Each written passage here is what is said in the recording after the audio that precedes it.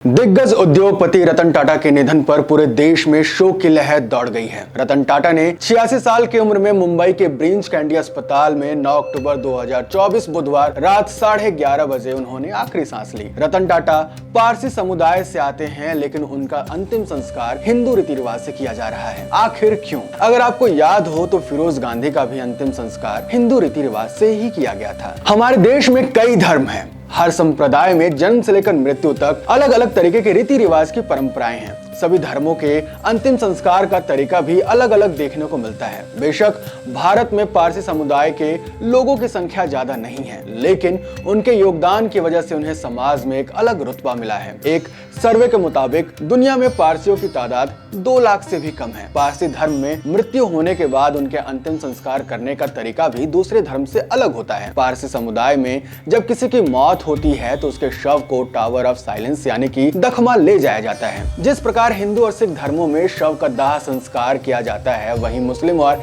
ईसाई में शव को दफनाते हैं। ठीक उसी प्रकार पारसी धर्म के लोग एक बेहद ही खास तरीके से अंतिम संस्कार करते हैं। पारसी धर्म में माना जाता है कि मृत शरीर अशुद्ध होता है। पारसी धर्म में पृथ्वी, जल, अग्नि को बहुत ही पवित्र माना गया है, इसलिए शवों को जलाना, दफनाना धार्मिक नजरिए से पूरी तरीके से गलत बताया गया है। पर्यावरण को लेकर सजग पारसियों का मानना है कि मृत शरीर को जलाने से अग्नि तत्व अपवित्र हो जाते हैं और पारसी शवों को इसीलिए नहीं दफनाते हैं क्योंकि इससे धरती प्रदूषित होती है। पारसी शवों को नदी में बहाकर भी अंतिम संस्कार नहीं करते क्योंकि इससे जल प्रदूषित होता है। टावर ऑफ साइलेंस में शव को ऊपर खुले में रख दिया जाता है। प्रार्थना शुरू हो जाती है।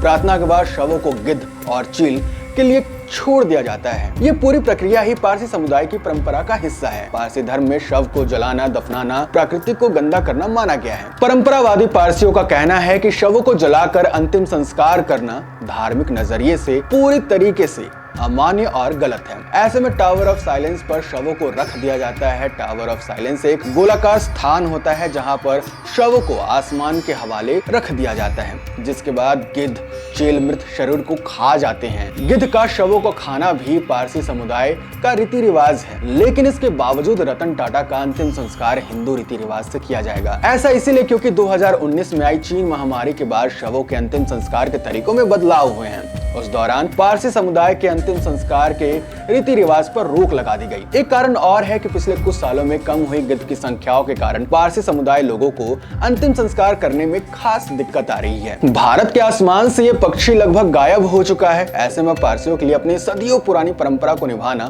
बहुत ही मुश्किल हो गया है। इसलिए पिछले कुछ सालों में पारसी लोग अपने रिवाज को छोड़कर शवों को जलाना या फिर अंतिम संस्कार भी कर रहे हैं। ये लोग शव को अब टावर ऑफ साइलेंस के ऊपर नहीं रखते, बल्कि हिंदू शमशान घाट या फिर विद्युत शवदाह गृह में ले जाने लगे हैं। यही कारण है जिसकी वजह से रतन टाटा का अंतिम संस्कार हिंदू रीति रिवाज से किया जाएगा।